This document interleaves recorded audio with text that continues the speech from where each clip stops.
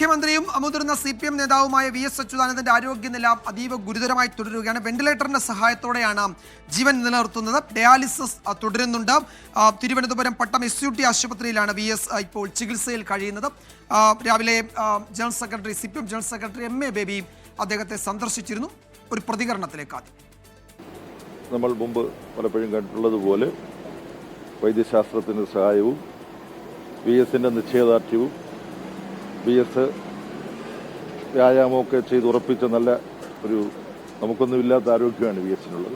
അപ്പം അതൊക്കെ കൊണ്ട് അദ്ദേഹം ഈ ആരോഗ്യ പ്രതിസന്ധിയെ മറികടക്കുമെന്നാണ് നമുക്ക് പ്രതീക്ഷിക്കാൻ കഴിയുക. എന്നാൽ കുറച്ച് ക്രിട്ടിക്കലാണ് എന്നുള്ള അവസ്ഥ മാറിയിട്ടില്ല. മരുന്നിനോട് പ്രതികരിക്കുന്നുണ്ട്. അത് ഒരു വളരെ അനുകൂലമായിട്ടുള്ള ഒരു ഘടകമാണ്. ഇത്രയാണ് ഇപ്പോൾ പറയാൻ കഴിയുന്നത്. ശ്രീജിത്ത് വിവരങ്ങൾ നൽകും തിരുവനന്തപുരത്ത് നിന്ന്. ശ്രീജിത്ത്, ഏറ്റവും ഒടുവിൽ വന്ന ഈ മെഡിക്കൽ ബുള്ളറ്റിൻ എന്തൊക്കെ കാര്യങ്ങൾ പറയുന്നു VSന്റെ ആരോഗ്യനില സംബന്ധിച്ച്?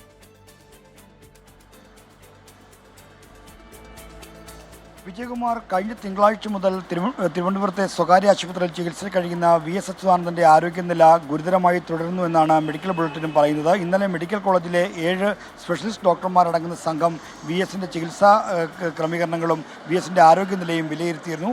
അവർ നിലവിലുള്ള ചികിത്സ തുടരട്ടെ എന്ന നിർദ്ദേശമാണ് നൽകിയത്. അതുതന്നെയാണ് ഇന്ന് ചേർന്ന സ്വകാര്യ ആശുപത്രിയിലെ മെഡിക്കൽ ബോർഡിൻ്റെയും തീരുമാനം.